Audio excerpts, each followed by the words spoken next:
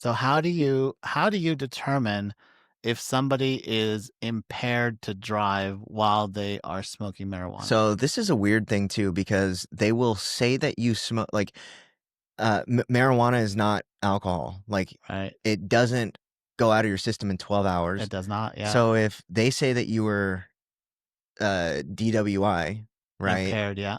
Like driving while intoxicated, Yep. and they test you and you smoked 2 weeks ago, Yep. It would still be in your it would system. still be in your system. Yes. So how do they determine if you were impaired for that? So for the street testing, Yeah, so do a lot of yeah, street test. Like it's more. It's not a. it's cognitive. I mean, Yeah. cognitive skills Yep. and motor And skills. they're recording it, and they've got these apps out there that will basically determine like your probability of being impaired is this X based amount. upon this particular test. Well, it's like the alcohol one with the finger. You know Yeah, what they're actually looking for? nystagmus. Yeah. Yeah, And which is so it's basically the jumping back and mhm. forth. Yeah, and then like the weed one, they actually have breathalyzers for it now. Oh, really? Mhm. To say if you've If like it's just active in your breath. Yeah. interesting. Mhm. Okay, and there's like you can take levels from that. Yeah, I'm pretty sure they But is that can. what determines intoxication? No, it's just I think it's either a yes or a no. It's Okay. either active in your system or it's not. And so Okay. there isn't like levels to it.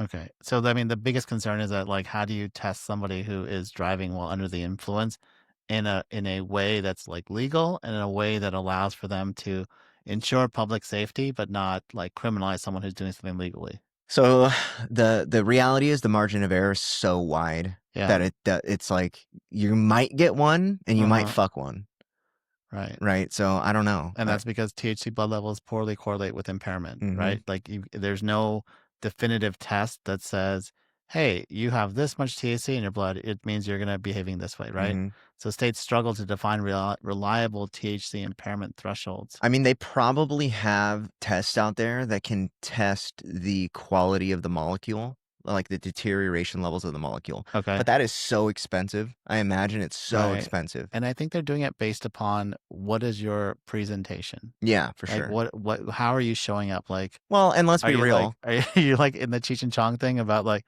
"Hey, give me your license," and they're like, Yeah, "Yeah, it's back there." the reality is most of the time they are pulling a DUI off this stuff because if the fucking car reeks, there's smoke in the air. Yeah. Like Yeah. your eyes are bloodshot, and when you went to get your wallet, there was a joint in the ashtray. Like, yeah, pretty high indicators. Yeah.